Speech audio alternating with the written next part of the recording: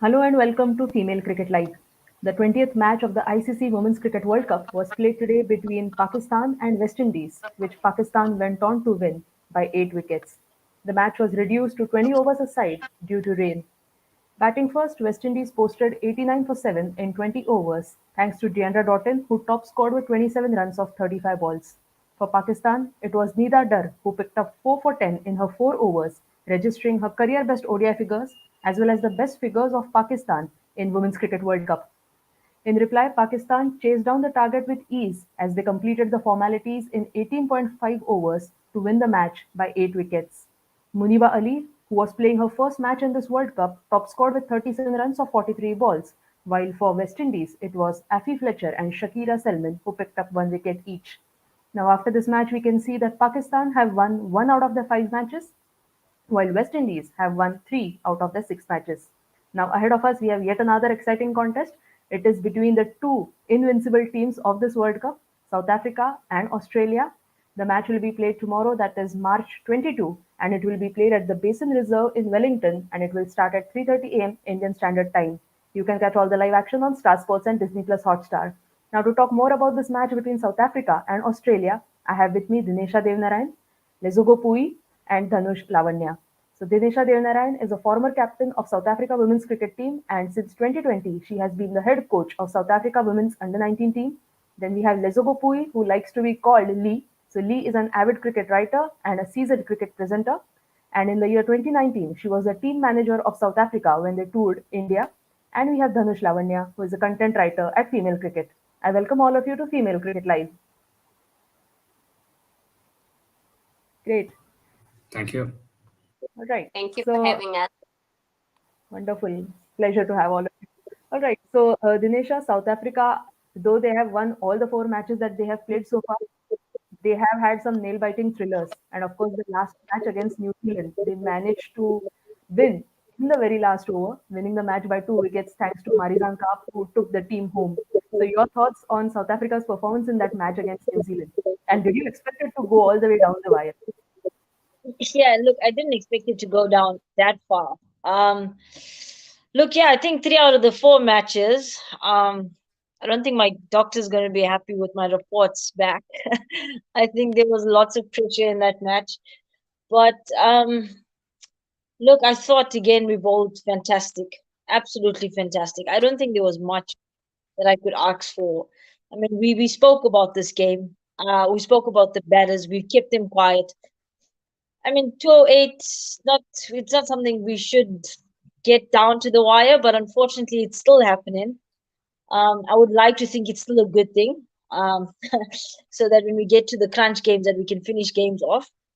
But yeah, I think it was the way we started was good. It was really good, but it's an unfortunate run out with its miscommunication. Or, um, I don't know. I don't know if there was. It looked like there was three on the cards, and there was some miscommunication in the middle, and yeah, we lose a serious campaigner as well. And we wanted to get off the marks and get out the blocks and start uh, making a few runs for us. But then again, Wolford was outstanding once again. You know, sh I don't know, she's just some crazy cricketer. She was outstanding on the day. They again got to a 50, started to accelerate, and boom, again, it's that period after the 50 runs we've got to address. And I'm sure that total's not good enough for her. I know she wants 100, she wants a big 100. Um, and look, Sune Lee's coming into that partnership that they shared was outstanding. At that time, I thought no more wickets lost. This game will be done. We'll have a few overs to spare. Um, and like with the trend of this World Cup, I don't know what's happening, but towards the end, it's just a flurry of wickets, and then all of a sudden the momentum shifts. Um, but yeah, I've got to compliment and give a lot of credit to Marizan Kapp and how she batted with the tail to see that through. I thought her manipulation of the gaps that she hit, I know it's something that she's been working a lot in the net, so I'm pleased for her in that sense. But yeah, preferably games like that, and I don't even want to talk about our opposition next yet. But games like that, you want to see. You want to get in there. You want to be as clinical as possible. But I'm hoping we saved all of that for tomorrow. Absolutely. Tomorrow is going to be the big day for South Africa as they'll take on Australia, who have also been unbeaten in this World Cup, winning five out of their five matches. So, Lee, coming to you now, as we are discussing that South Africa have won all the four matches, out of which three have been close games. So, I want to ask you that when South Africa wins such close encounters, do you think it is good for South Africa that they can hold on to their nerves in these crunch situations? Or is it bad for South Africa that they are taking these matches all the way down the wire? What do you think?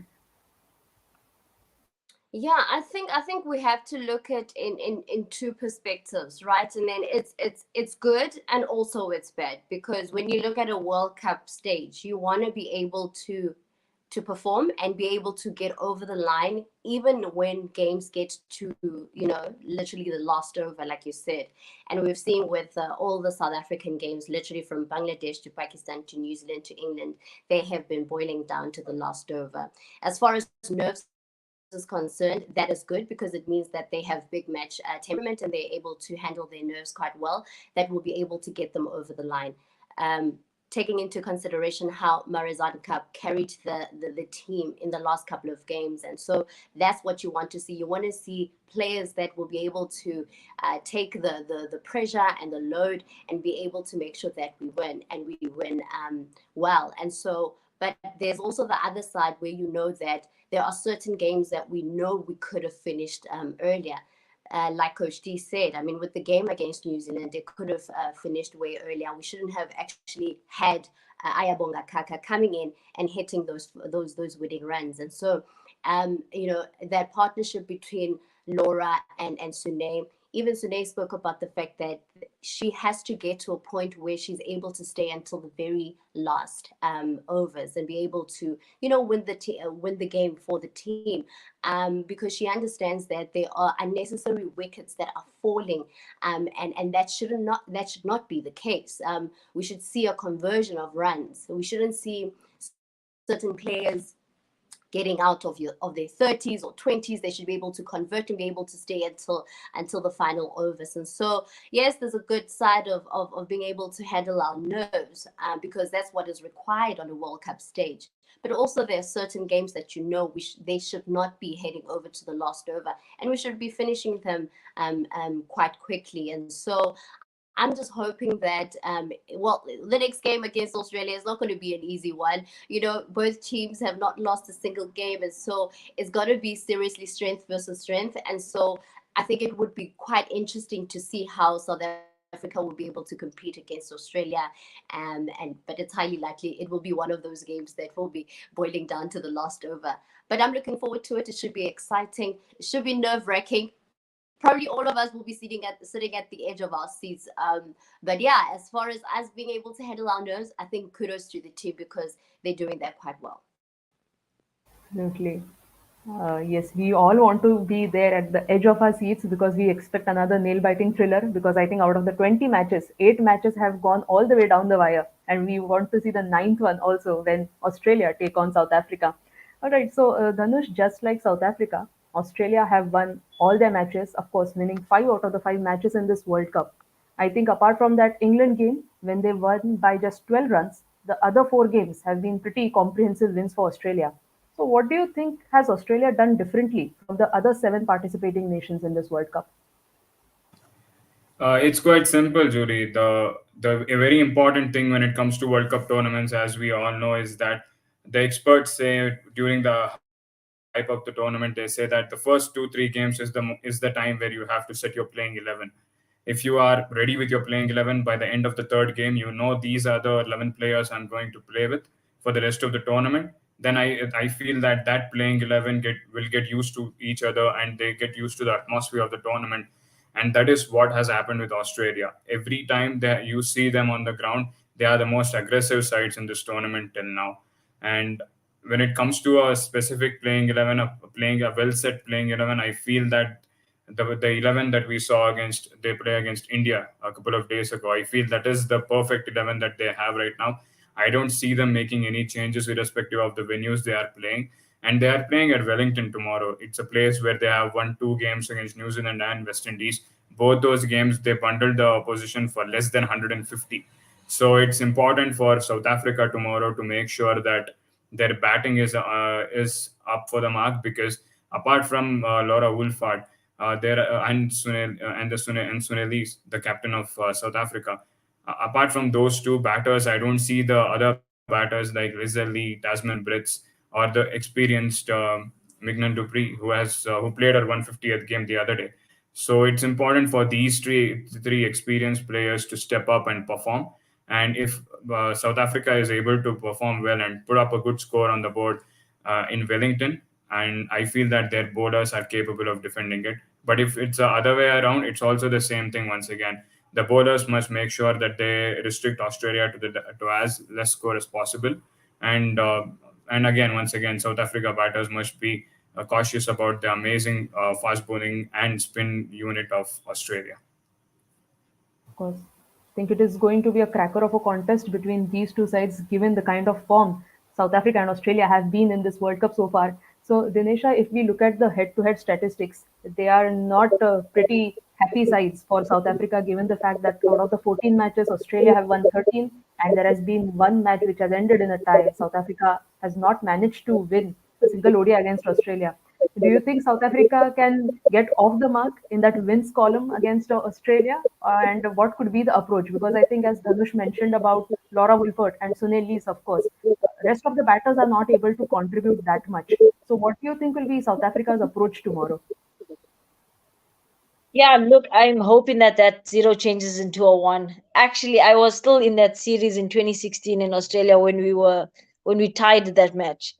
I still remember it was me and Masabata at the class, Masabata class at the crease.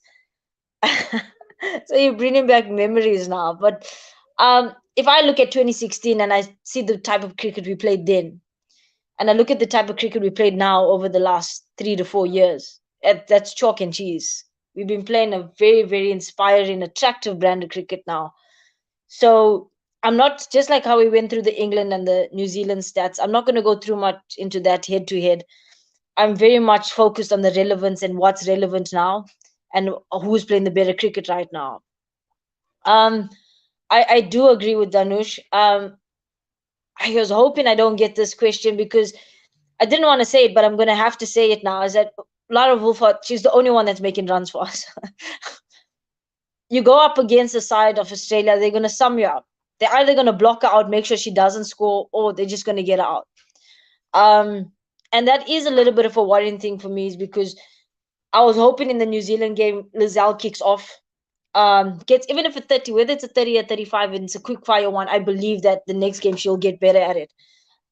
We're still struggling a little bit with that, the number 3 position, although I'm seeing glimpses of the Tasman Brits I know come out. It just, for me, needs to happen a lot earlier. So take a few sighters here and they identify the areas you want to hit, go and execute, because I mean that's what makes you good. Yeah, look, I think Minx is in a really dark place now with her scoring options. I just think she needs to reflect a little bit more on her own game plans, thought processes, how she, whatever made her successful then is to not lose that. Maybe just be a little bit more specific in the nets. The captain is giving us good partnerships, but I would want the captain to take a leadership role in the bat. Finish the game through. Make sure you're there till the end. And let's give that platform for like someone like Chloe Tryon to go. Because I still, with Chloe, I still think she's a little bit lost. When she has a lot of overs, I don't know if she's approaching the innings right, where she can make, I don't know, a 70 out of 65 balls. So can we as a batting unit take care that our first 5 to 6 batters take care bulk of the overs? Let's start scoring at 4.5, 4.7. You got Marizan and Chloe coming in the end. I do believe we can get to a competitive total, but it goes back to that conversation I had about where's the responsibility and accountability here.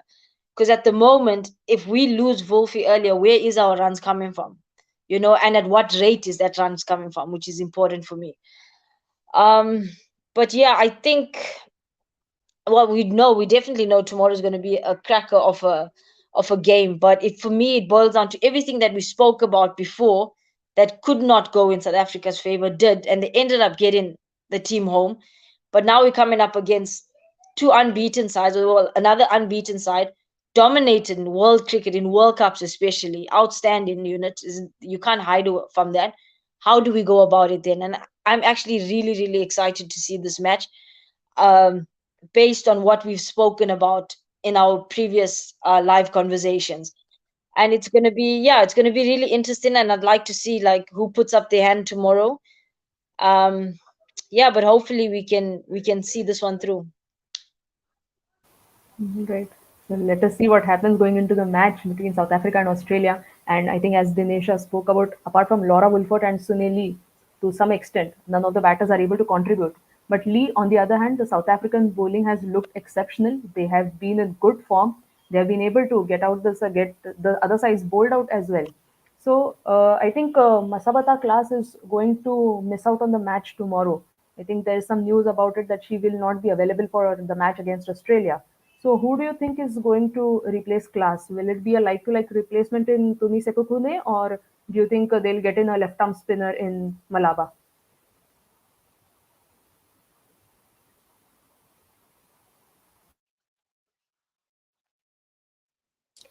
Yeah, my line is breaking a bit, but I heard the question. Hopefully, you guys can hear me. So I really genuinely think replacing one pacer with another pacer, I think they want to keep the same momentum that they have built over the last couple of games, and so they will.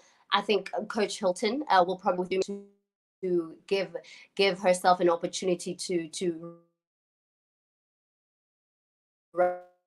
rise to the stage. And also, I think she's also brilliant with the fielding as well, always fielding the boundary lines and always bringing a lot of energy to the team. And I'm pretty sure that the team will be happy with that replacement, strength with strength, and I'm looking to see how she proves with the ball. But yeah, as we know, Masabata Class is injured, and so Dumi Sekukune I think is a highly selection for the next game against Australia. So I think Lee is suggesting a like-to-like change for South Africa. Masabada Class will be replaced by Temisu Kukune. Let us see what happens in the match. So Dhanush, moving on, as we are talking about the South African bowling. On the other hand, the Australian bowling, though they have looked good, but there has not been a standout bowler, as we have been discussing earlier in our previous conversations regarding Australia. I think now Alana King has made her way to the top wicket takers with 7 wickets in 5 matches. But apart from her, there has been not a single standout bowler for Australia. So, how do you think is the Australian bowling approaching in this World Cup? And are you looking at any particular bowler that could have an impact in the match against South Africa? As far as the bowling of Australia is concerned, you had mentioned in one of the episodes where you said that the Australian unit altogether, irrespective of the bowlers, they have a set plan to every single player that they are bowling against, and we saw that pretty much well against their match against India. They were bowling. They knew that Smriti Mandana is good in hitting cover drives, and they were bowling the wide balls to her, and she went on to hit a cover drive and give a catch to the slips. So that is the mindset and that is the approach that they have been following throughout the tournament, not just the previous game. And as far as stepping up is concerned, the all five bowlers have stepped up every single game. There is one or the other player who has stepped up. There is LSE Perry who has performed well in one game. There is Darcy Brown who has stepped up in some. There is Alana King who had a very good start to the World Cup in the first couple of games. Every bowler in that unit has performed to the standards, and even Ashley Gardner coming back, she took a 3 wicket in one of the 3 wickets in one of the matches as well. So I feel that there is no need for one specific bowler to step up and perform. It is a whole team unit at the end of the day, and Australia are playing as a whole team. Every member of that playing 11 is contributing in one or the other way, with the ball, with the bat, or on the field. So that has been excellent. If you ask me any one bowler I am looking for tomorrow to perform, I will say it will be Darcy Brown, because the 19-year-old youngster new to the international circuit, and she has been exceptional in the World Cup, especially over the last couple of games. So if she is able to get the important wicket of Laura Wolford, she will be having a lot of confidence, and the team will also gain a lot of confidence on her, because Wolford is the best batter in the South Africa. If I'm sorry about that. So getting Wolford's wicket is important for Australian bowlers, and I feel that if Darcy Brown gets that, she will gain a lot of confidence, and the team will gain a lot of confidence as a whole. Absolutely. I think that will be a good matchup to see between Darcy Brown and Laura Wilford. I think Darcy Brown will take the new ball alongside Megan Shute. So it will be interesting to see how they go about tackling Laura Wilford, who has been in red hot form, scoring three consecutive half centuries in this World Cup. So, Dinesha, moving on to you. We know that Australia have been six-time World Cup champions. Of course, they have five T20 championship titles also to their name. And in this World Cup, they have already registered five straight wins. But do you reckon this side has some weaknesses that maybe South Africa can exploit tomorrow? Yeah, they have to. I mean, if you present stats and numbers to me like that, it seems like they're a very formidable unit. But there has to be. There has to be. The one thing that I've noticed with Australia, where, and it's sort of like you've got to look at their strengths to find their weakness. Um, if I look at that Australian side, we know that they started the whole 11, the whole playing 11, even the players on the bench. But when it comes to their batting, I think there is opportunities presented up front, especially with Healy be playing such an attacking brand of cricket. We know Meg Lanning quite outside off, just off fourth, fifth stump line. She's a little bit vulnerable now at the moment with that. So I'll use the word relevant again. Let's be relevant to where the players are now. We shouldn't be looking at footage of stuff when these girls are making hundreds or 2 or 3 seasons ago. Let's see what they're doing now. Let's look at their feet movement. Let's look at their hands. Where are they looking for? Are we going to set our fields accordingly to that? Are we going to bowl a plan to that? One thing I'd love to see us do a little bit different with our pace bowlers is to come around the wicket. Try a different line to them, set up a field for that. We don't know what can happen. But I just feel from 1 to 11, and they that sort of team, we've got to have plans in place for them. And there is weaknesses in each batter. It's either we keep them quiet or we got them enough where they're going to have to make the mistake. So we got to have to play really patient cricket. When it comes to the bowling, I just think we got to apply ourselves better with the conditions as well. Yes, we think in Australia we might want to put a bigger total on the board than what we've been doing now, but you still got to play the conditions. So let's see. They've got a good attack. Let's see the lines and lengths they bowl in, where we're going to access different sides of the field, what zones we're looking to hit in. And I'll stress this again: we've got to run well between wickets, especially when we play against nations like this. There, we've got to start turning ones into twos, start getting dot balls into the gaps and looking for the one. Because for me, that's going to be the difference tomorrow between these two teams.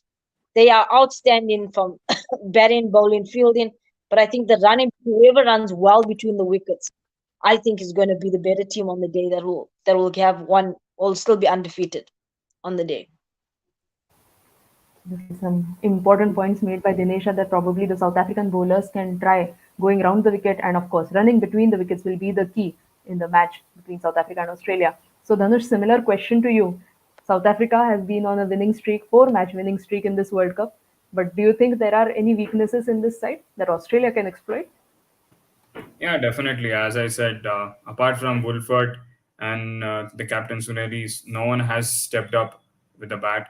That's a big loophole out there which the Australian bowlers can exploit.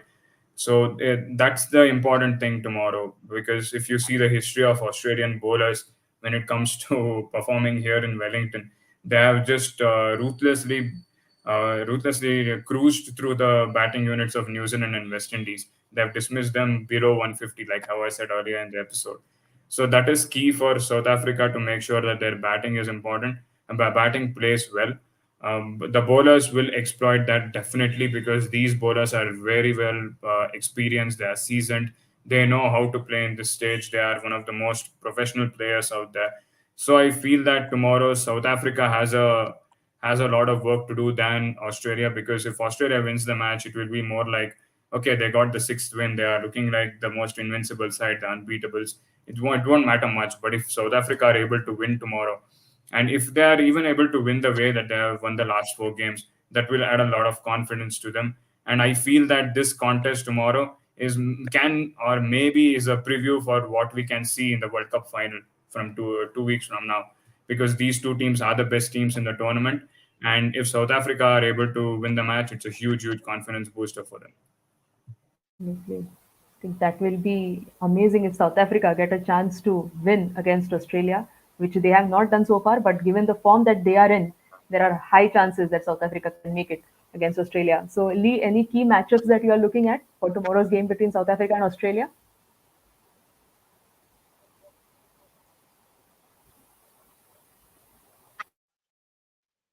Uh, key what? Any matchups? I Any didn't get one that. player versus the other player?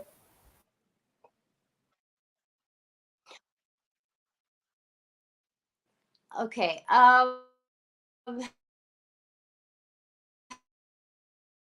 Your game, or should I say the midnight? Well, I'm just hoping to see Lizaldi just be able to play some good competitive cricket that we've been expecting from her. But Lizaldi with landing similar kind of playing style. But I think, yeah, at the end of the day, you want to be able to see our girls be able to play some good quality cricket, but especially in the batting side of things. And so I'm looking forward to finally Lizelle be able to perform with the bat and also that number 3 position.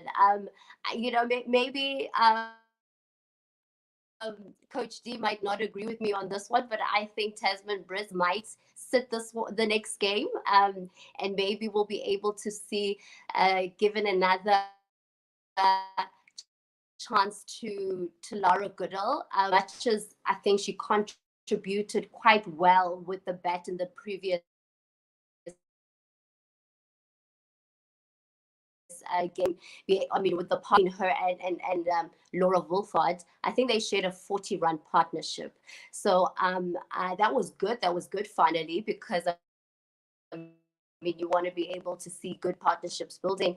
But I think in the next game against Australia, she might be sitting the next game out, and then maybe Laura Goodall will be given an opportunity to come in. But it's going to be exciting. I don't know what else to expect. I don't know if South Africa will walk away with a win, because it's going to be a tough one. It's going to certainly be a tough one. But because South Africa and Australia are old rivals, for ego's sake, South Africa will probably want to continue with the winning streak, but most importantly, be able to win against Australia. And then we could be that one team that will continue with our winning streak in this World Cup. But all the best to the ladies. Let's see what happens. Absolutely. May the best team win between South Africa and Australia. So before we close, any quick predictions? Dhanush, we can start with you. What do you think could be the score and who could win the match? Yeah, I feel that Australia come in as the favorites because they have won their games with a lot of dominance.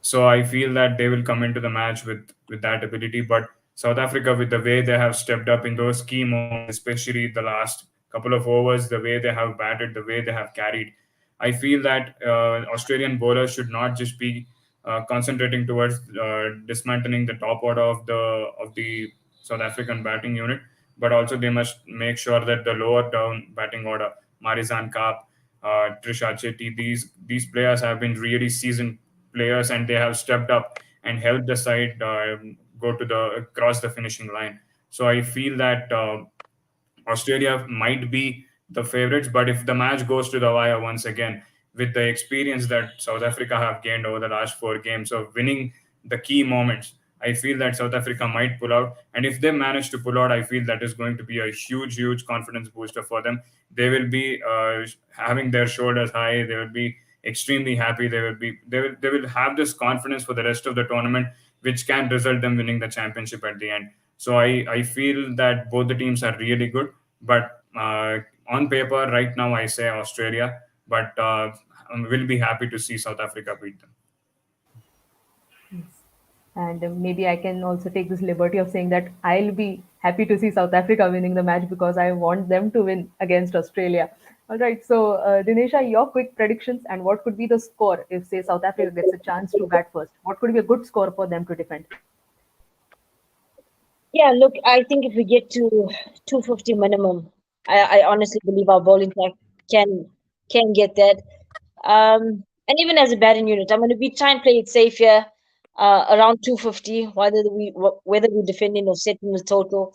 I'm definitely still going to stick to my guns with the South Africans.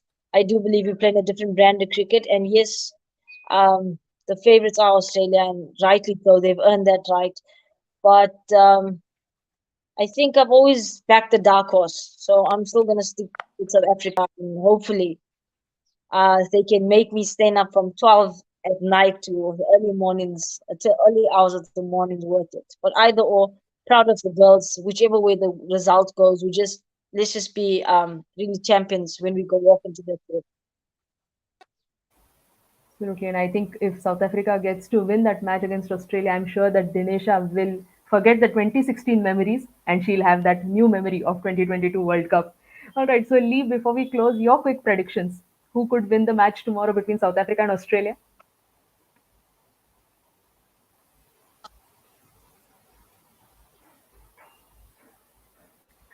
My heart wants to say South Africa will win, but my mind is going for Australia.